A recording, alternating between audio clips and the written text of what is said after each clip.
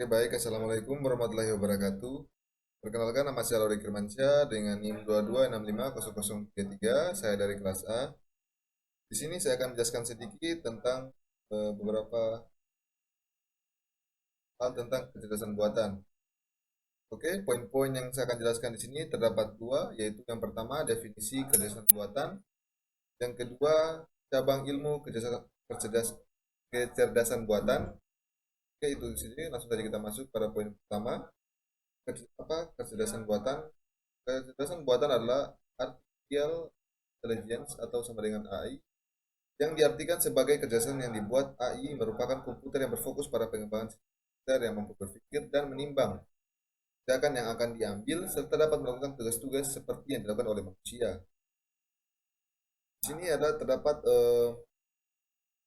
pengertian AI menurut beberapa peneliti. Yang pertama yaitu tentang Simon pada tahun 1919 tentang kecerdasan buatan, yaitu ia mengatakan bahwa AI itu merupakan kawasan penelitian, aplikasi dan instruksi yang terkait dengan pemrograman komputer untuk melakukan sesuatu hal yang dalam pandangan manusia adalah cerdas.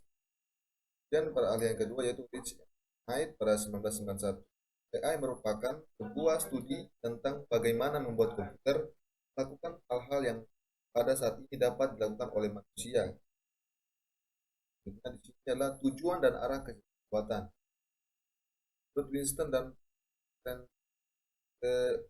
Eggers 1984, itu yang pertama membuat mesin jadi lebih pintar.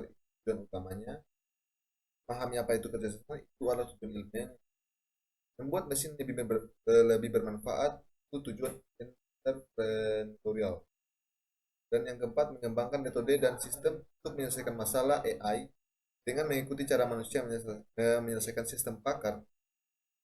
5. Mengembangkan metode dan sistem untuk menyelesaikan masalah AI untuk melalui pemodelan cara berpikirnya manusia atau cara bekerjanya otak manusia, neural network.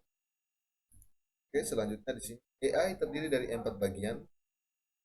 Itu pada bagian yang pertama, berpikir seperti manusia. Itu yang pertama, satu, diperlukan suatu cara untuk mengetahui bagaimana manusia berpikir. Yang kedua, diperlukan pemahaman tentang bagaimana pikiran manusia bekerja. Yang kedua, berpikir rasional. Dapat dua, yaitu rasional, yaitu cara berpikir secara logika. Logika dapat dibangun dari solusi berdasarkan logika. Yang ketiga, bertindak rasional. Bertindak secara rasional artinya bertindak di dalam upaya mencapai tujuan. Di dalam lingkungan yang rumit, tidaklah mungkin mendapatkan rasionalisasi sempurna yang selalu melakukan sesuatu dengan benar. Yang keempat, bertindak seperti manusia. AI dapat bertindak seperti manusia apabila yang dilakukan oleh komputer sama dengan apa yang dilakukan oleh manusia itu sendiri. Oke, selanjutnya, kelebihan dan kelebihan kecerdasan buatan, yaitu yang pertama, lebih bersifat permanen, karena sudah dimasukkan data-datanya, dia akan bersifat hilang. Yang kedua, lebih murah, gampang digapai ya. Bersifat konsisten dan teliti karena kecerdasan buatan adalah bagian dari komputer. Yang keempat, dapat didokumentasi. Keputusan yang dibuat komputer dapat didokumentasi dengan cara melacak setiap aktivitas dan sistem tersebut. Yang kelima, dapat mengerjakan beberapa tugas lebih cepat dan lebih baik.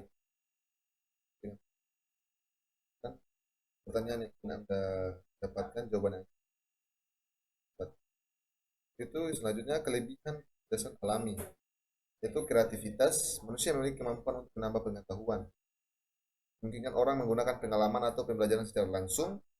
Pemikiran manusia dapat digunakan secara luas. Selanjutnya, cabang ilmu kecerdasan buatan. Pertama, sistem pakar atau expert system, di mana sistem yang dirancang untuk mendirilkan keahlian pakar dalam menjawab pertanyaan dan memecahkan suatu masalah. Contohnya, sistem pakar untuk mendiagnosa penyakit mata, pengelolaan bahasa alami atau natural language processing, program yang memiliki kemampuan untuk memahami bahasa manusia, bentuk representasi dari suatu pesan yang diisikan manusia. Contohnya Google Translate atau banyak lagi. Yang ketiga, pengenalan ucapan atau speech recognition, Pengembangan teknik yang di sistem komputer untuk menerima masukan berupa kata yang diucapkan, contoh alat bantu dengar. Yang keempat, robotika dan sistem sensor. Robotika and sensor system. Sistem robot dan sensor yang dapat digunakan untuk menggantikan kinerja manusia secara otomatis. Yang keempat, komputer vision. Bagaimana komputer dapat mengenali objek yang diamati atau observasi. Yang keempat, keenam, intelligent computer identification atau komputer yang dapat digunakan sebagai tutor, dapat melatih dan mengajar. Yang kedua, gameplay, program game yang di dalam terdapat peraturan permainan yang membatasi perilaku pemain dan melakukan permainan. Oke, mungkin itu saja yang bisa saya sampaikan untuk tugas hari yang pertama. Bila ada kesalahan, mohon dimaafkan. Wabillahi taufiq walhidayah. Wassalamualaikum warahmatullahi wabarakatuh.